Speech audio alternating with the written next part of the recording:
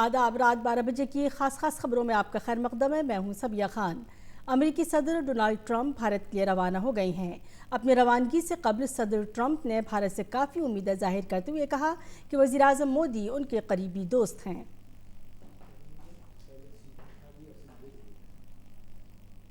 Well, I look forward to being with the people of India. We're going to have many millions and millions of people. It's a long trip, but I get along very well with the Prime Minister, Prime Minister Modi. He's a friend of mine.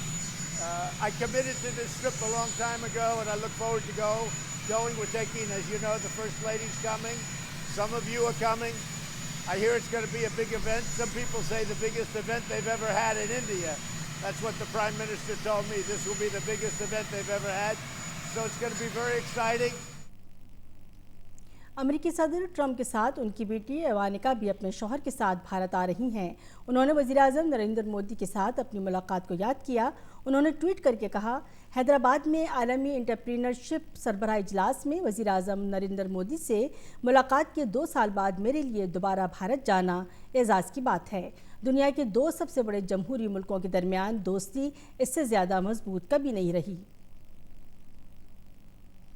Ahmad آباد میں امریکی صدر کے تاریخی خیر مقدم کی تیاریاں مکمل ہو چکی ہیں۔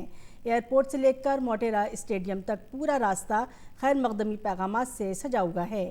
پورے شہر میں صفائی سے لے کر ایمرجنسی، صحت اور سیکورٹی کے شاندار انتظامات کیے گئے ہیں۔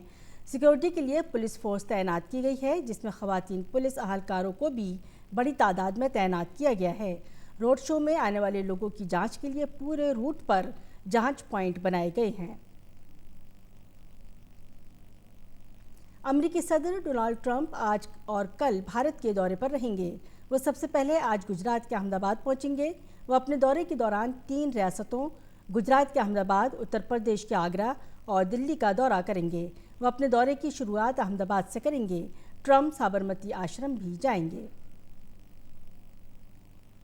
احمد آباد کے روڈ شو کے دوران امریکی صدر ڈونالڈ ٹرمپ کو بھارتی فن و ثقافت کی جھانکیاں دکھائی جائیں گی۔ روڈ شو کے روٹ پر جو اسٹیج لگیں گے، انہی میں سے ایک اسٹیج پر سابرمتی گروکولم کے طلباء ملکھم کی نمائش بھی کریں گے۔ امریکی صدر ڈونالڈ ٹرمپ آگرہ میں تاج محل کا دیدار بھی کریں گے۔ ان کی آمد کے پیش نظر ان کے استقبال کی زبردست تیاریاں کی گئی ہیں۔ وزیراعظم نریندر مودی نے آکاشوانی سے من کی بات پروگرام کے ذریعے کل صبح 11 بجے لوگوں کے ساتھ اپنے خیالات مشترک کیے۔ یہ من کی بات پروگرام کی 62ویں کڑی تھی۔ اس دوران وزیراعظم نے ہنر ہاٹ کے اپنے تجربات بھی اہل وطن سے مشترک کیے۔ وزیراعظم نریندر مودی نے من کی بات پروگرام میں ہر بار کی طرح اس بار بھی ترغیب دینے والوں کو کہانیوں کا ذکر کیا۔ صدر جمہوریہ رام ناتھ کووند نے نئی دلی میں بین الاقوامی عدالتی کانفرنس 2020 کے اختتامی اجلاس سے خطاب کیا۔ 2 روزہ کانفرنس کا افتتاح سنیچر کو وزیراعظم مودی نے کیا تھا۔ کانفرنس میں دنیا بھر کے ماہرین قانون نے شرکت کی۔ کانفرنس کی تھیم عدلیہ اور بدلتی دنیا تھی۔ اس موقع پر صدر جمہوریہ نے کہا کہ ثالثی اور صلح کے ذریعے تنازعات کا حل مؤثر طریقے سے کیا جا سکتا ہے۔ راجدھانی دلی کے انڈیا گیٹ لان میں لگے ہنر ہاٹ کا کل آخری دن تھا۔ اقلیتی امور کی وزارت نے اس ہاٹ کا انعقاد کیا ہے۔ 11 روز تک چلے اس ہاٹ میں 250 دستکار اور ملک اور بیرون ممالک کے تقریباً 15 لاکھ لوگوں نے شرکت کی۔